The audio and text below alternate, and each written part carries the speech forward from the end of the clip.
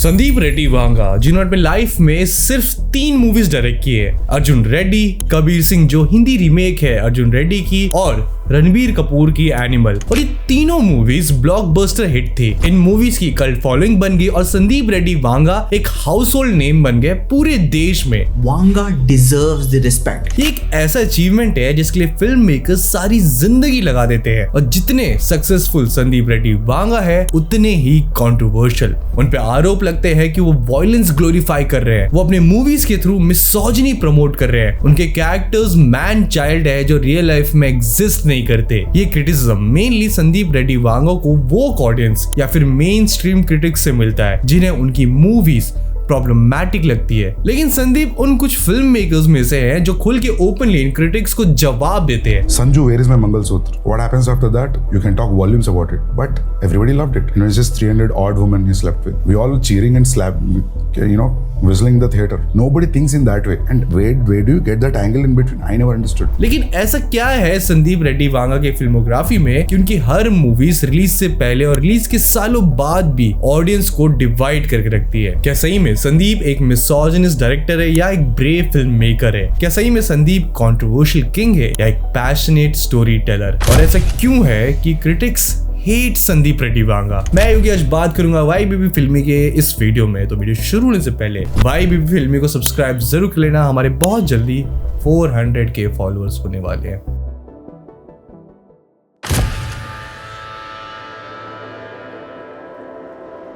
संदीप रेड्डी वांगा की लाइफ की शुरुआत फिल्मोग्राफी से नहीं हुई थी। इनकी कहानी का चैप्टर किसी और डायरेक्शन में था, और इसी कहानी की शुरुआत होती है तेलंगाना के वरंगल से, जहां 1981 के क्रिसमस के दिन घर में सबसे छोटे बेटे संदीप रेड्डी वांगा जन्म लेते हैं। एक ऐसे घर में जो काफी सपोर्टिव था, सब एजुकेटेड थे, और एक काफी यंग एज से संदीप को एक डाइवर्स एनवायरनमेंट में रहने मिला। अब लाइफ में सब कुछ सेट नहीं होता है कि क्या आगे करना है, और फिल्म मेकर बनने का तो दूर दूर तक ख्याल नहीं था इनके मन में। लेकिन अपनी स्कूलिंग के दिनों में, स्पेशली अपने 10th और 12th के दिनों में, जब संदीप हैदराबाद के एक बड़े स्कूल में पढ़ने जाते हैं तो इनका इंटरेस्ट जागा फोटोग्राफी और स्टोरी टेलिंग में। ये वो सब्जेक्ट्स थे तो संदीप को काफी ज्यादा फैसिनेटिंग लगते थे। लेकिन ये तो बस पैशन होता है स्कूल में, ऐसे करियर बनाया जाए ऐसे थोड़ी ना पता होता है मिडिल क्लास फैमिली में। अब स्कूल के बाद संदीप ने MBBS करना चाहा, लेकिन अपेरेंटली उनके मार्क्स इतने अच्छे नहीं थे कि उन्हें किसी भी MBBS कॉलेज में एडमिशन मिल सके। लेकिन मेडिकल करना था तो संदीप ने कर्नाटका के एक कॉलेज में BPT यानी बैचलर्स ऑफ फिजियोथेरेपी के लिए एडमिशन लिया, और यहाँ संदीप का इंटरेस्ट फिल्मों में ज्यादा जाग गया। वो है कि संदीप 3 कॉलेज कैंपस सिस्टम के पार्ट थे, जहाँ डेंटल और बाकी मेडिकल कॉलेजेस भी थे, और यहाँ हर किस्म के लोग थे, कुछ अल्फा, कुछ बेटा, तो कुछ लड़कियां जो एकदम शांत रहती थी। और कहते हैं कि यहाँ एक ऐसी लव स्टोरी हुई या ऐसा इंसिडेंट हुआ जो आगे जाके संदीप को इंस्पायर करेगा आगे जाके उनकी फर्स्ट फिल्म के लिए। अब अपने फिजियोथेरेपी कॉलेज वाले दिनों में संदीप के फर्स्ट ईयर के बाद ही उन्हें रियलाइज हुआ कि उन्हें फिल्म मेकिंग परस्यू करना है। लेकिन उन्होंने अपनी डिग्री फिनिश की और लाइफ का सबसे बड़ा गैम्बल खेला। संदीप रेड्डी वांगा इतने फैसिनेटेड थे फिल्म मेकिंग के क्राफ्ट से कि उन्होंने डिसाइड किया कि वो इसे डिटेल में सीखेंगे, और सब कुछ छोड़कर वो इंटरनेशनल फिल्म स्कूल सिडनी चले गए। उस स्कूल ने उनके अंदर के पैशन को और ज्यादा डायरेक्शन और डेप्थ दी। बिल्कुल संदीप रेड्डी वांगा की तरह तुम में से काफी लोग हैं जो फिल्म मेकिंग सीखना चाहते हैं, लेकिन रियलिटी ये है कि कोई जॉब कर रहा है, कोई स्टूडेंट है जो साइड में इसे सीखना चाहता है, या फिर लाइफ सिंपली बीच में आ गई। इसलिए आज मैं आपके लाया हूं लेवल अप का 12 वीक ऑनलाइन फिल्म स्कूल। ये प्रोग्राम वीकेंड्स पे होता है, तो आपकी बिजी लाइफ इंटरप्ट नहीं होती और आप फिल्म मेकिंग सीरियसली सीख पाते हो। लेवल अप इंडिया का लार्जेस्ट फिल्म मेकिंग कम्युनिटी है, जहां आपको प्रैक्टिकल और इंडस्ट्री फोकस फिल्म मेकिंग सिखाई जाती है, और ये breakthrough film makers program powered by Sony है, so you know it's legit, structured and serious. इस प्रोग्राम में 12 साल की फिल्म मेकिंग प्रोसेस को सिर्फ 3 महीने में स्टेप बाय स्टेप आपके लिए स्पेशली डिजाइन किया गया है। आपके मेंटर्स वो इंडस्ट्री प्रोफेशनल्स हो गए जिन्होंने रजनीकांत सर की रोबोट 2.0, पादु थाला, वारिसु और नेटफ्लिक्स स्पेशल जैसे प्रोजेक्ट में काम किया है। ट्रेनिंग के दौरान आप कवर करोगे film making fundamentals, story writing, direction, cinematography, editing, AI का यूज इन फिल्म मेकिंग और काफी कुछ और। सब कुछ इंडस्ट्री एक्सपर्ट्स के साथ। और यहाँ सिर्फ थ्योरी या रैंडम असाइनमेंट नहीं मिलते, गोल बिल्कुल क्लियर है। By the end of the program आप अपनी खुद की शॉर्ट फिल्म या एक complete micro drama series concept से लेके एग्जीक्यूशन तक असाइनमेंट के थ्रू कंप्लीट करते हो। लेकिन एक बात याद रखिए, लेवल अप के बैचेस छोटे होते हैं ताकि हर इंडिविजुअल पर प्रॉपर फोकस दिया जा सके। इसीलिए फाइनल सिलेक्शन से पहले इंटरव्यू प्रोसेस होता है और सिर्फ 10% एप्लीकेंट्स को सेलेक्ट किया जाता है। तो अगर आप भी मेरी तरह फिल्म मेकिंग प्रोसेस से जेन्युइनली इंटरेस्टेड हो और इसे सीरियसली परस्यू करना चाहते हो तो अभी अप्लाई करो। और अगर आप मेरे लिंक से अप्लाई करते हो तो आपको एडमिशन प्रोसेस में प्रेफरेंस मिलेगा। लिंक कमेंट सेक्शन में पिन्ड है और डिस्क्रिप्शन बॉक्स में। तो अभी अप्लाई करो लेवल अप के ऑनलाइन फिल्म स्कूल में। अब इनकी फैमिली बहुत सपोर्टिव थी, लेकिन फाइनेंशियली इतनी स्ट्रांग नहीं कि संदीप को सिडनी में फाइनेंशियली सपोर्ट कर पाए। उन्होंने सिडनी में अपने फिल्म स्कूल को सपोर्ट करने के लिए पार्ट टाइम जॉब किया मैकडॉनल्ड्स और सबवे में, और 3 साल की कोर्स के लिए उन्होंने 2 लाख रुपए खर्च किए, जो अर्ली 2000s में किसी भी मिडिल क्लास फैमिली के लिए बहुत बड़ी रकम होती है। सिडनी में उनके साथ ऐसे कई इवेंट्स भी हुए जिसने उनके यूनिक फिल्म मेकिंग को जन्म दिया। वो ये कि उन्होंने एक सेकेंड हैंड कार खरीदी थी एक दोस्त के दोस्त से, और इस कार में एक कैसेट था जिसमें तेलुगु फिल्म के 2 एल्बम्स थे, स्वाति मुथयम और सागरा संगानम। और ऑस्ट्रेलियन लैंडस्केप पे यही गाने चलाते हुए संदीप ये गाना सुनते थे। एक तो कंट्री का लैंडस्केप, ऊपर से इंडियन रूट्स वाले म्यूजिक, जिसे उन्होंने इंस्पायर किया कि अपने फिल्म्स में यूनिक म्यूजिक डाले।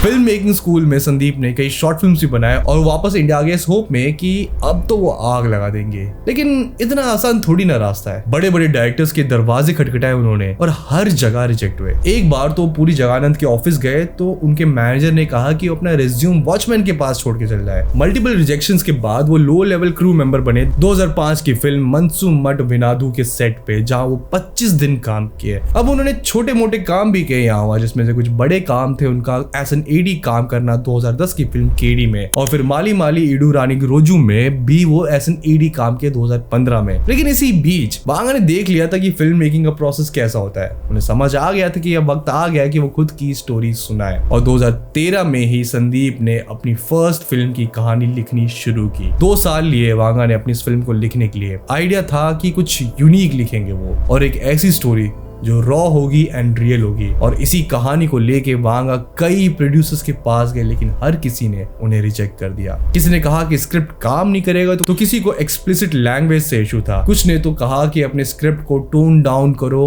और कंट्रोवर्शियल एलिमेंट्स हटा दो। कुछ ने तो कह दिया कि तेलुगु सिनेमा के लिए ये काफी बोल्ड है, बेटर होगा कि वो बॉलीवुड में ट्राई करे जहां ऐसे बोल्डनेस को एक्सेप्ट किया जा सके। लेकिन वांगा अपने स्क्रिप्ट में कॉम्प्रोमाइज कैसे करे? तो संदीप वेट करने के लिए रेडी थे। कभी प्रोड्यूसर्स मिले तो कभी एक्टर्स मिले, लेकिन सब बैकआउट कर जाते थे लास्ट मिनट में। और फाइनली वांगा की फैमिली सामने आए इस विजन को लाइट देने के लिए, क्योंकि मैंने पहले भी कहा था his family is extremely supportive, specially उनकी मदर। संदीप के बड़े भाई प्रणय रेड्डी वांगा इस फिल्म के प्रोड्यूसर बने under their own banner Bhadrakali pictures. और जब फिल्म के लिए 1.5 करोड़ कम पड़ रहा था तो संदीप की फैमिली ने अपनी 36 एकड़ की जमीन बेच दी। Imagine the dedication and trust. Film के लिए वांगा विजय देवरकोंडा को सिलेक्ट करते हैं, जो उन्हें उनके कॉमन फ्रेंड के थ्रू मिले। उस वक्त विजय एक लेसर नोन नेम थे, बट संदीप को उनमें रॉ पोटेंशियल दिखा। सिर्फ 5 करोड़ के बजट में वांगा ने एक ऐसी फिल्म बनाई जिसे तेलुगु इंडस्ट्री के बड़े बड़े लोगों ने ये कह के रिजेक्ट कर दिया कि ये मूवी तो बिल्कुल नहीं चलेगी। काफी बोल्ड है ये फिल्म, और फिल्म को ए सर्टिफिकेट मिला अपने बोल्डनेस के लिए, जो फिल्म की बॉक्स ऑफिस को लिमिट कर सकता था। लेकिन कुछ उल्टा हुआ। Arjun Reddy was new, fresh, एक ऐसी लव स्टोरी जिसमें हीरो परफेक्ट नहीं था, एक ऐसी लव स्टोरी जो रॉ एंड बोल्ड थी और शू स्ट्रिंग बजट में बनी थी। मूवी बॉक्स ऑफिस पे तहलका मचा देती है और फिल्म ने ऑलमोस्ट 50 करोड़ का कलेक्शन किया। वांगा की फैमिली का ट्रस्ट जीत गया। लेकिन अर्जुन रेड्डी जहां मुसीबतों के साथ शुरू हुई थी, वहां रिलीज के बाद भी मुसीबतों से गुजरी, क्योंकि वांगा की मूवी हो और कंट्रोवर्सी ना हो, ऐसा हो सकता है क्या?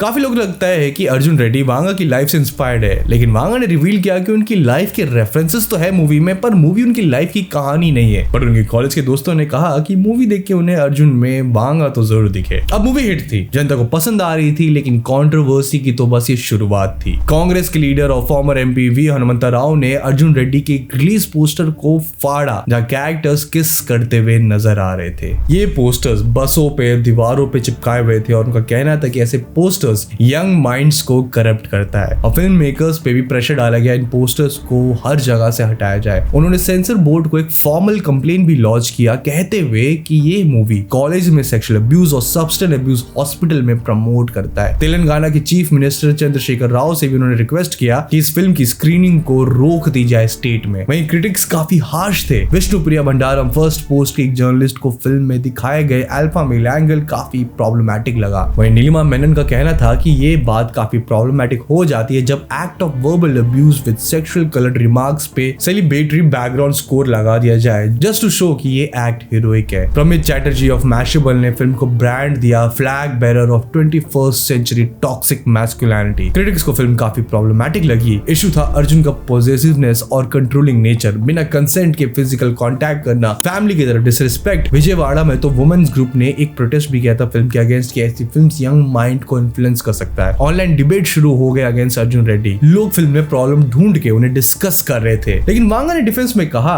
कि ये क्रिटिसिज्म सूडो और बिजार है। क्रिटिक्स को समझ नहीं आया कि ग्लोरिफिकेशन का मतलब क्या होता है। वो बस एक्सपेक्ट करते हैं कि प्रोटैगनिस्ट एक कुत्ते की मौत मरे एट द एंड, या फिर एंड में एक लेक्चर डिलीवर करे। वांगा का मानना था कि ऐसे फ्लॉड कैरेक्टर्स जो गलतियां करते हैं उसे उसका रिडेम्पटिव मोमेंट नहीं दिखाना उसे ग्लोरीफाई नहीं करता है। It was simply honest story telling. Vijay Deverakonda भी डिफेंस में है, जहां कलेशी शो कॉफी विद करण में उन्होंने कहा था कि उन्हें पता था अर्जुन रेड्डी बाउंड्रीज पुश करेगा, लेकिन वो नेशनल डिबेट बन जाएगा। उन्होंने कभी भी ऐसा सोचा नहीं था। ये कहानी एक फ्लॉड आदमी की है, हमने उसकी गलतियों को ग्लोरीफाई नहीं किया है, बस दिखाया है। वो कहते हैं ना, negative publicity is also publicity. इतने क्रिटिसिज्म, इतने बैकलैश और इतने प्रोटेस्ट के बाद भी एक 5 करोड़ की फिल्म 50 करोड़ कमा लेती है। और यही देखते हुए आने वाला था संदीप रेड्डी वांगा का नेक्स्ट स्टेप, जो उन्हें पूरे देश में फेमस करने वाला था।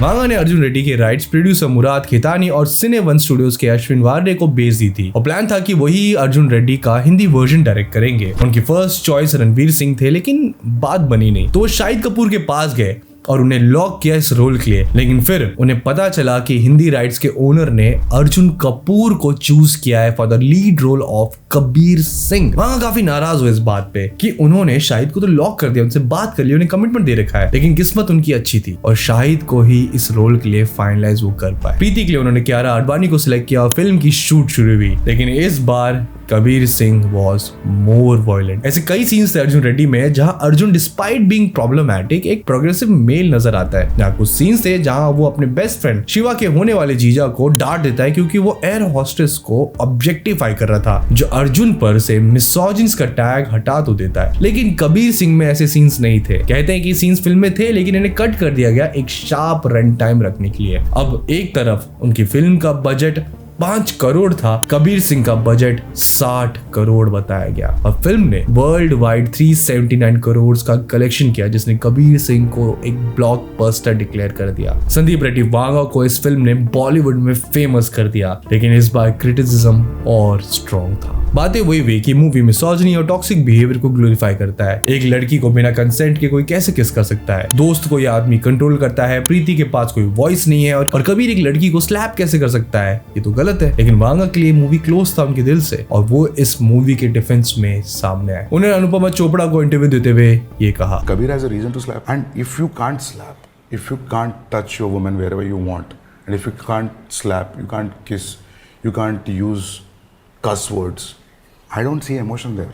Then it's all margins and papers, red pen, blue pen, all that. There's nothing unconditional about it. Then it's all conditions. उन्होंने अनुपमा चोपड़ा के सामने उनके हस्बैंड विद्दु विनोद चोपड़ा की प्रोड्यूस फिल्म संजू के प्रॉब्लमैटिक बिहेवियर को तक कॉल आउट कर दिया। Sanju, where is my Mangalsutra? What happens after that? You can talk volumes about it, but everybody loved it. It's just 300 odd women he slept with. We all cheering and whistling the theater. Nobody thinks in that way. And where do you get that angle in between? I never understood. लेकिन जनता ने संदीप के slapping वाले statement को देखते हुए ये कह दिया, his misogyny so ingrained makes me sick. Vanga के स्लैपिंग वाले क्लिप को कट करके सर्कुलेट किया जाने लगा, तो वांगा ने डिफेंस में कहा कि उनके क्लिप को कट करके बिना कॉन्टेक्स्ट में समाज में फैलाया जा रहा है। प्रीति ने भी कबीर को थप्पड़ मारा था, उसके बारे में तो कोई बात नहीं करता। It works both ways. Shahid Kapoor ने भी अपने कैरेक्टर पोर्ट्रेल को डिफेंड करते हुए ये कहा कि ऐसे लोग होते हैं समाज में जो खुद को अल्फा मेल्स बताते हैं और मैंने इसी कैरेक्टर को प्ले किया है ट्रूथफुली। कबीर सिंह जैसे लड़के एक्सेप्टेबल नहीं होते, मैं तो खुद न करूं, लेकिन ऐसे लड़के होते हैं जिनके प्यार में लोग पड़ जाते हैं, तो क्या हम ऐसे लोगों पे मूवीज नहीं बना सकते? शाहिद कपूर के फादर पंकज कपूर भी फिल्म के रिलीज के 6 साल बाद ये कहते हुए नजर आए कि टॉक्सिक मैस्कुलिनिटी हमारे समाज में है। अगर फिल्म से इन्हें दिखाता है तो इसका मतलब ये नहीं कि उसे ग्लोरीफाई किया जा रहा है। फिल्म समाज को दिखाता है, ना कि हम उसे कैसा दिखाना चाहते हैं। कबीर सिंह एक फ्लॉड आदमी को दिखाता है जिसकी वजह से स्टोरी कंपेलिंग बन पाई, लेकिन मीडिया एंड ऑनलाइन बैकलैश रुका ही नहीं। मल्टीपल वीडियोस बने कहते हुए कि कबीर सिंह जैसे मूवीज बनने ही नहीं चाहिए वरना समाज इससे बिगड़ जाएगा, और वांगा के कैरेक्टर पे सवाल उठने लगे। लेकिन वांगा इन सब केओस के बीच एनिमल के लिए खुद को प्रिपेयर कर रहे थे। Thank you, and we look forward to seeing what you do next, and hopefully it will generate less criticism. It will be more. It will be more because these guys are calling this film as a violent film. I want to tell them, I'll show them what violent film will be. ये statement Vanga के fans के बीच बहुत popular हो गया और अब सब देखना चाहते थे कि वांगा ऐसा क्या बनाने वाले हैं जो सिनेमा को और डिवाइड कर देगा। कबीर सिंह की सक्सेस के बाद वांगा अपने प्रोडक्शन हाउस भद्रकाली पिक्चर्स का कोलैबोरेशन अनाउंस करते हैं विद टी सीरीज। दिसंबर 2019 में वांगा मिलते हैं रणबीर कपूर से जो खुद वांगा के साथ काम करना चाहते थे, तो वांगा ने जैन 2020 को रणबीर के साथ एक मीटिंग रखी और फिल्म की कहानी नरेट की जिसका नाम था डेविल। अब धीरे धीरे जैसी वांगा अपनी स्क्रिप्ट फिनिश कर रहे थे उन्हें एक नाम हिट होता है और जैन 1 2021 में अनाउंस होती है फिल्म एनिमल। लोग एक्साइटेड थे रणबीर कपूर और वांगा का एक कोलैबोरेशन देखने के लिए, और फिर 28 सितंबर 2023 को रिलीज होता है फिल्म का टीजर एक मैसिव हिट डिक्लेयर होता है। मैं बिक गया भाई, आई एम सोल्ड। एंड अगर इसके बाद तुम सब बोलोगे कि भाई पीजे इस पिक्चर को क्यों चने के झाड़ पे चढ़ा रहा है, तो मैं बोलूंगा हाँ, क्योंकि मैं इस पिक्चर को देख के बता सकता हूँ कि ये कितनी अच्छी होने वाली है। और जब 23 नवंबर 2023 को एनिमल का ट्रेलर ड्रॉप होता है तो लोग और एक्साइटेड हो जाते हैं क्योंकि ट्रेलर लोगों को बहुत पसंद आया। इसके बाद फिल्म रिलीज हुई 1 दिसंबर 2023 को। थिएटर्स पैक्ड थे एनिमल के लिए और 100 करोड़ के बजट में बनी फिल्म का डे 1 कलेक्शन था 63 करोड़। किसी ए रेटेड फिल्म के लिए अब तक का हाईएस्ट कलेक्शन था देश में। फर्स्ट वीक में ही फिल्म क्रॉस करती है 200 करोड़ और लाइफ टाइम कलेक्शन इसका होता है 900 करोड़। एक बहुत बड़ा माइलस्टोन था इंडियन सिनेमा में। एक ऐसा डायरेक्टर जिसने अपनी लाइफ में सिर्फ 2 फिल्म्स डायरेक्ट की है, उसने एक ऐसी मैसिव ब्लॉकबस्टर दे दी इंडस्ट्री को जो किसी ने देखा ही नहीं था। फिल्म का कंपटीशन विकी कौशल के सैम बहादुर, शाहरुख खान की डंकी और प्रभास की सलार से हो रही थी, लेकिन ये फिल्म सबको डिफीट कर पाती है पॉपुलैरिटी और बॉक्स ऑफिस में। लेकिन फिल्म काफी वायलेंट थी। एक ऐसी फिल्म थी जिसमें कोई फिल्टर्स नहीं थे, कैरेक्टर्स पॉलिटिकली करेक्ट नहीं थे, फ्लॉड थे, वायलेंट थे और प्रॉब्लमैटिक थे। और यही फैक्टर लोगों से कनेक्ट कर पाए क्योंकि लोगों ने ऐसा देखा नहीं था इंडस्ट्री में जहां फ्लॉड कैरेक्टर्स को दिखाया जा रहा है। और यही फॉर्मूला बहुत पहले राम गोपाल वर्मा और अनुराग कश्यप ने फॉलो किया था, जिन्होंने खुद एनिमल को अप्रिशिएट किया। लेकिन रिमेंबर, वांगा की फिल्म और कंट्रोवर्सी ना हो ऐसा हो सकता है क्या? और जैसा वांगा ने पहले ही कहा था वही हुआ। क्रिटिक्स के लिए बिगेस्ट नाइटमेयर था क्योंकि फिल्म में उन्हें काफी प्रॉब्लमैटिक चीजें नजर आई। अनुपमा चोपड़ा ने कहा कि film cheerfully misogynist and morally bankrupt है। But this brilliance is in service of a story which is cheerfully misogynistic, morally bankrupt and stomach-churningly violent. लेकिन वो रणबीर और अनिल कपूर के परफॉर्मेंस की तारीफ करते हुए नजर आई। शुभ्रा गुप्ता इंडियन एक्सप्रेस की फिल्म को 1 out of 5 स्टार देते हुए फिल्म को पॉइंटलेस वाइल्ड टेक कहते हुए नजर आए। और ऐसे कई मेजर पब्लिकेशंस थे जो फिल्म को 1 या फिर 2 स्टार देते हुए फिल्म को प्रॉब्लमैटिक या फिर मिसोजिनिस्ट कहते हुए नजर आए। इनफैक्ट जावेद अख्तर साहब तो ये कहते हुए नजर आए, अगर कोई फिल्म जिसमें एक आदमी एक औरत से कहे कि तू मेरे जूते चाट, अगर एक आदमी कहे कि एक औरत को थप्पड़ मार देने में क्या खराबी है, वो पिक्चर सुपर डुपर हिट हो तो ये बड़ी खतरनाक बात। लेकिन इसमें वांगा पूछते हैं कि जावेद साहब तब कहाँ थे जब उनके बेटे मिर्जापुर जैसी सीरीज को प्रोड्यूस करते हैं। When it comes to Javed जी, मतलब मैं ये लगा, हम लोग भी डिस्कस किए थे, हम लोग सोचे थे कि didn't he tell the same thing to Farhan Akhtar when he was producing Mirzapur. लेकिन आज भी एनिमल अपने रिलीज के 2 साल बाद भी एक पोलराइजिंग ऑडियंस को डिवाइड करके रखता है। तो सवाल है कि क्रिटिक्स वांगा की फिल्मों से इतनी नफरत क्यों करते हैं? क्या वांगा सही में एक बेकार फिल्म मेकर है जो मिसोजिनी और वायलेंस अपने फिल्मों से फैला रहे हैं, या कहानी कुछ और है?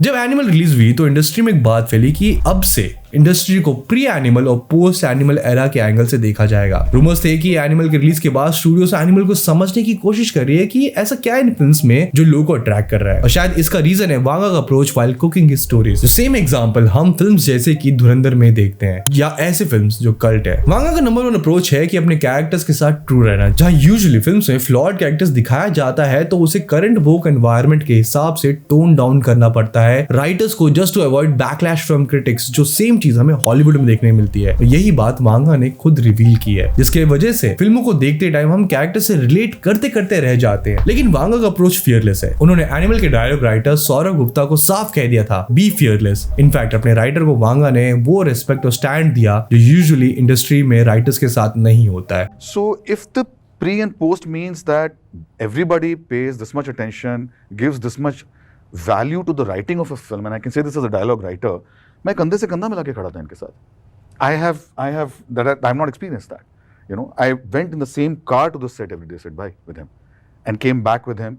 While going, while coming, we were discussing आज क्या शूट हुआ, कल क्या शूट होगा, ये शॉट में, ये सीन में, ये डायलॉग, ये लाइन। वांगा की फिल्मों में हमने देखा है कि उनकी मूवी स्टार ड्रिवन से ज्यादा स्टोरी ड्रिवन होती है, जहाँ कैरेक्टर्स वही करता है जो उन्हें सही लगता है, ना कि समाज के हिसाब से। और ये एक बेसिक बट आज सैडली इंडस्ट्री में एक यूनिक अप्रोच है, जहाँ प्रोटैगनिस्ट या फिर एंटैगनिस्ट अपने पर्सनैलिटी से हट के कुछ करने लगते हैं जो ऑडियंस को डिस्कनेक्ट कर देता है। लेकिन वांगा जब कैरेक्टर्स को ट्रू दिखाते हैं तो ऑडियंस उस कैरेक्टर की दुनिया में पहुंच जाती है, which makes his film fresh. उनका दूसरा अप्रोच है हर एक कैरेक्टर को इंपॉर्टेंस देना। फॉर एग्जाम्पल हमने भूल भुलैया 2 जो देखी होगी, जो एक हिट थी, उसमें कितने साइड कैरेक्टर्स याद है जो मेमोरेबल रह गए। इनफैक्ट कार्तिक आर्यन का कैरेक्टर के अलावा तुम्हें कोई इंपॉर्टेंट कैरेक्टर याद ही नहीं रहेगा। बट वांगा अपने फिल्म में फादर हो, बहन हो, या इवन ड्राइवर हो जो एक सीन में थोड़ी देर के लिए आता हो, उसे तक इंपॉर्टेंस देते हैं, मानो ये सही में इनकी फैमिली है। इसकी वजह से अर्जुन रेड्डी का चाहे वो बेस्ट फ्रेंड दोस्त शिवा हो या एनिमल के वो कजन्स हो, सब आइकॉनिक बन गए। इनफैक्ट फिल्म में बॉबी देओल का कैरेक्टर जो लिमिटेड स्क्रीन टाइम शेयर करता है वो तक आइकॉनिक बन गए। वांगा का अप्रोच उनकी मूवीज को यूनिक बना देता है। थर्ड है उनका म्यूजिक अप्रोच। या यूजुअली फिल्म्स के गाने फिल्म बनने के बाद या फिर फिल्म्स के बीच में बनते हैं। वांगा अपने फिल्म्स के गाने पहले से ही प्लान कर लेते हैं या मूड सेट रखते हैं सीन का विद सॉन्ग्स, ताकि उन्हें पता रहे कि सीन कैसे दिखने वाला है या कैसे एग्जीक्यूट होने वाला है। कुछ होने नहीं दूंगा। इसी अप्रोच की वजह से उनकी म्यूजिक ऑडियंस के साथ ज्यादा कनेक्ट कर पाती है, जो उन्होंने सिडनी में अपनी सेकेंड हैंड कार ड्राइव करते हुए सीखा था जब वो ऑस्ट्रेलिया के लैंडस्केप पे इंडियन सॉन्ग सुनते थे। फोर्थ अप्रोच है वांगा के राइटिंग पे स्ट्रॉन्ग फोकस करना। यूजुअली कमर्शियल मसाला फिल्म्स ऐसे बनते हैं जहाँ एक सीन ताली बजाने के लिए बनती है, गाने सीन्स को ब्रेक करने के लिए या फिर आइटम फैक्टर के लिए रहती है, या सब कुछ एग्जैचुरेटेड या अनट्रू लगता है कैरेक्टर के साथ। वांगा इस अप्रोच की जगह अपने कैरेक्टर को उसी दुनिया की मोरालिटी या फिर कैरेक्टर की मोरालिटी के साथ अलाइन रखते हैं। तो कैरेक्टर अगर वायलेंट है तो वायलेंट रहेगा, कैरेक्टर पागल है तो पागल रहेगा। उसके तरीके नॉर्मल दुनिया की समझ से बाहर रहते हैं लेकिन ट्रू टू द कैरेक्टर रहते हैं। आई मीन एनिमल के थ्रू आउट हमें दिखता है कि रणबीर कपूर और उसके फादर कभी भी कनेक्ट नहीं कर पाते, और एनिमल के एंड में रणविजय और उनके फादर के बीच डिफरेंसेस रह ही जाते हैं। ये कोई हैप्पी एंडिंग नहीं थी, जो एक बोल्ड अप्रोच है, वरना यूजुअली हमें हैप्पी एंडिंग देखने मिलती है जो रियल वर्ल्ड में हमें देखने तो नहीं मिलती। और ये रॉ अप्रोच सिनेमा में हमें पहले से देखने नहीं मिलता। राम गोपाल वर्मा और अनुराग कश्यप इसी अप्रोच के साथ मूवीज बनाते थे जहां सब रॉ एंड रियल होता था, और ये raw and real approach industry से गायब होता जा रहा है, जो इंडस्ट्री में फाइनली वापस आने तो लगा है। लेकिन क्रिटिक्स या फिर कुछ ऑडियंस फिल्म को एक फिल्टर के साथ देखते हैं। ये फिल्टर्स उनकी मोरालिटी के अराउंड होता है, उनकी आइडियोलॉजी के अराउंड होता है, जो इतनी स्ट्रांग है कि उसके बाहर वो कुछ नहीं देख पाते, जो गलत नहीं है क्योंकि समाज में उन्होंने काफी इनजस्टिस देखा है। एंड हेंस मूवी में सेम देखते हुए उन्हें समझ आता है कि लोग इनसे इंस्पायर हो सकते हैं। जिसपे वांगा ने रिप्लाई किया है कि इतने वोक फिल्म्स होने के बाद भी वायलेंस अगेंस्ट वुमेन खत्म क्यों नहीं हुआ। तो उनकी फिल्म्स को ब्लेम करना कहां तक सही है, और क्या फिल्म सही में समाज खराब कर देता है, उस पर हमने एक वीडियो बनाई है, तुम इस वीडियो को जाके जरूर देखना। वांगा अपना कॉन्स्टिट्यूशनल राइट प्रैक्टिस करते हैं, राइट टू फ्रीडम। इसलिए वो ऐसे कैरेक्टर्स दिखाते हैं जो फ्लॉड है, जो समाज में एग्जिस्ट करते हैं, और उनके फिल्म्स में हैप्पी एंडिंग हमें रेयरली देखने मिलता है। अगर हम अर्जुन रेड्डी और कबीर सिंह देखें तो एंड में प्रोटैगनिस्ट अपना मेडिकल लाइसेंस खो देता है, अपनी रेपुटेशन खो देता है, अपने दोस्त खो देता है, जिसके बाद उसे अकल आती है और फिर जाके वो सब फिक्स करता है। एनिमल में रणविजय इतना वायलेंस करता है अपने फादर के लिए और एंड में उसे पता चलता है कि उसके फादर ही नहीं बचने वाले और फैमिली पे अब अलग थ्रेट है। इस raw and real film making को ऑडियंस समझ पाई है और इससे कनेक्ट कर पाई है, इसे एंजॉय कर पाई है। और यही है पोस्ट एनिमल एरा, जहां लोग इसे रिक्रिएट करने की कोशिश तो कर रहे हैं लेकिन उनका मेन फोकस सिर्फ वायलेंस पे रहता है। इसलिए बागी 4 एक फ्लॉप थी क्योंकि फोकस था गोर वायलेंस पे, लेकिन story on the other side धुरंधर इसलिए हिट थी बिकॉज ऑफ स्ट्रॉन्ग राइटिंग। और यही अप्रोच होना चाहिए इंडस्ट्री में, क्योंकि at the end of the day film making is story telling और वांगा अपनी स्टोरी टेलिंग पे मेहनत करते हैं। इसलिए जब उन्हें कोई अटैक करता है वो उसे रिप्लाई भी देते हैं because he is honest with his story telling. और जब स्टोरी टेलिंग स्ट्रॉन्ग होगा तो फिल्म जैसे कि राजा साहब भी चल जाएगी। लेकिन अगर राइटिंग ही वीक है, कैरेक्टर अपने पर्सनालिटी से अलग कुछ करने लगे तो फिल्म फ्लॉप हो जाएगी। और इसी वजह से लोगों को प्रभास की स्पिरिट पे नहीं, वांगा की स्पिरिट पे भरोसा है। May be this is why critics hate Sandeep Reddy Vanga, but he still remains fearless. और आगे देखना काफी इंटरेस्टिंग होगा कि वो कैसे फिल्म मेकर्स को इंस्पायर करते हैं कि just be honest with your story telling and box office will just follow.